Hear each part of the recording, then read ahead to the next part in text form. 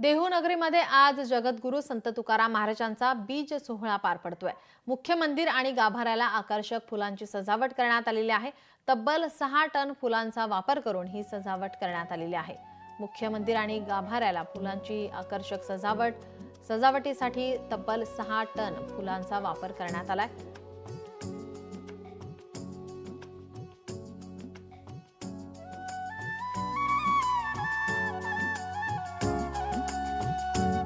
देहूनगरीमध्ये आज जगद्गुरू संत तुकाराम महाराजांचा बीज सोहळा हा पार पडतोय।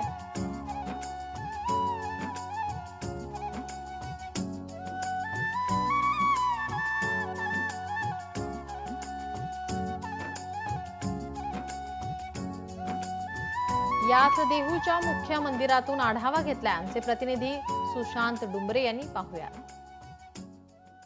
जगद्गुरू संत तुकाराम महाराजांचा 375वा बीज सोहळा या देवनगरीमध्ये पार पडत आहे आणि या ठिकाणी आपण पाहू शकतो फुलांची संपूर्ण या मंदिराला सजावट करण्यात आलेली आहे आणि वारकरी देखील या मंदिरामध्ये दाखल झालेले आहेत। विठुरायाच्या गजरामध्ये हे वारकरी हे पुढं वैकुंठ गमन स्थान आहे त्या ठिकाणाकडे निघालेले आहेत। आपण या ठिकाणी पाहू शकतो या राज्यभरातून हे वारकरी या मंदिरामध्ये दाखल झालेले आहेत आणि जगद्गुरू संत तुकाराम महाराजांचं दर्शन देखील घेण्यासाठी या ठिकाणी रांग लागलेली आहे।